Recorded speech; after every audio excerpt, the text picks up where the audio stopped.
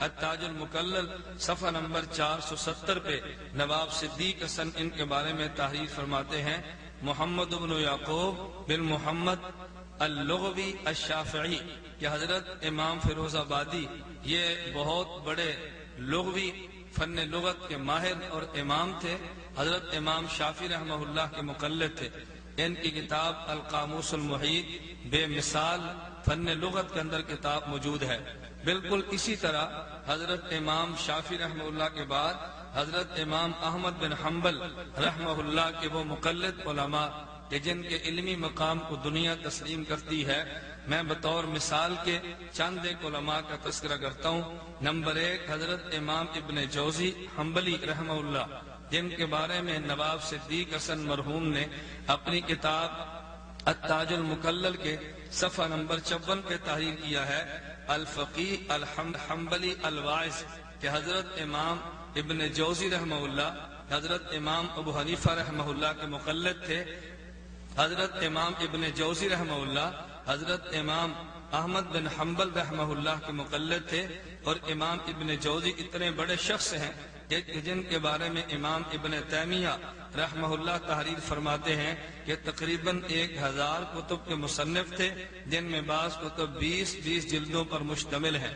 اور ابن جوزی رحمہ اللہ کے بارے میں یہ بات معروف ہے کہ حدیث لکھنے کا اس قدر اہتمام کیا کہ جب احادیث جس قلم سے لکھتے اس قلم کو تراشتے اور اس کے تراشے محفوظ کرتے چلے گئے، اور موت سے قبل وصیت کی ان تراشوں سے جلا کے ان سے پانی گرم کر کے اس سے مجھے غسل دیا جائے۔ چنانچہ جب ان کی وفات کے بعد ان کو غسل دینے کے لیے پانی گرم کیا گیا تو ان کے قلموں کے تراشے اس قدر ہاتھ میں موجود تھے جو ان کے غسل والے پانی کو گرم کرنے کے لیے کافی ہو گئے۔ اتنا بڑا عالم، اتنا بڑا محدث امام ابن جوزی حضرت امام احمد بن حنبل نور اللہ مرقدہ کے مقلد ہیں۔ نمبر 2 حضرت شیخ عبد القادر جیلانی رحمہ اللہ تعالی، جن کے بارے میں التاج المکلل صفحہ نمبر 162 پہ نواب صدیق حسن تحریر فرماتے ہیں، عبد القادر الجیلانی، آگے فرماتے ہیں الحنبلی الزاہد المشہور،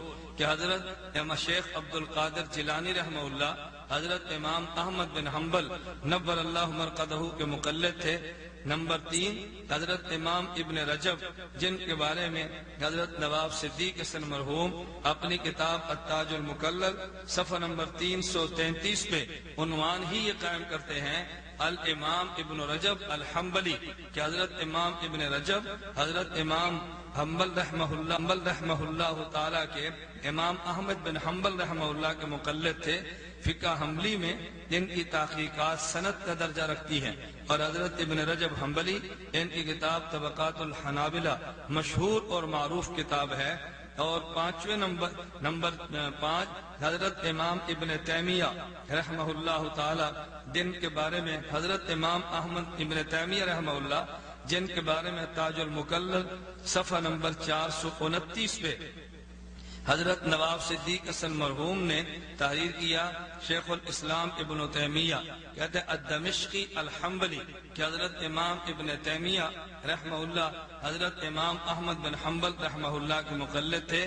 اور 5ویں نمبر پہ یہی معراج ربانی، جس مملکت میں کھڑے ہو کے مقلدین کو مشرک اور جاہل کہہ رہا ہے، اسی مملکت کے ایک بہت بڑے عالم شیخ الاسلام محمد بن عبد الوہاب، جن کے بارے میں صفحہ نمبر 341 پہ حضرت نواب صدیق حسن مرحوم اپنی کتاب التاج المکلل صفحہ نمبر 341 پہ تحریر کرتے ہیں، شیخ الاسلام حضرت امام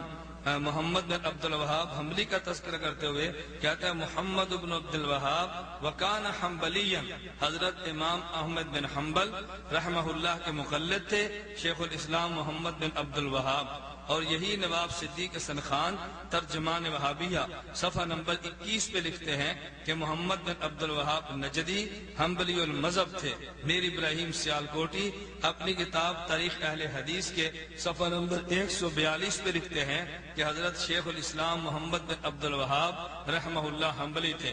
نمبر 3 حنفی علماء جن کا تذکرہ نواب صدیق حسن مرحوم نے خود کیا ہے اپنی کتاب التاج المکلل صفحہ نمبر 406 پہ حضرت مشہور معروف محدث ملا علی قاری رحمہ اللہ کا تذکرہ کرتے ہوئے حضرت نواب صدیق حسن مرحوم التاج المکلل صفحہ نمبر 604 پہ لکھتے ہیں الامام الملا علی قاری فقیہ حنفی، حضرت امام ملا علی قاری رحمہ اللہ حضرت امام ابو حنیفہ رحمہ اللہ کے مقلد تھے۔ نمبر 2 حضرت امام عینی رحمہ اللہ تعالی، جن کے بارے میں تاج المکلل صفحہ نمبر 474 پہ نواب صدیق حسن مرحوم تحریر کرتے ہیں الامام العینی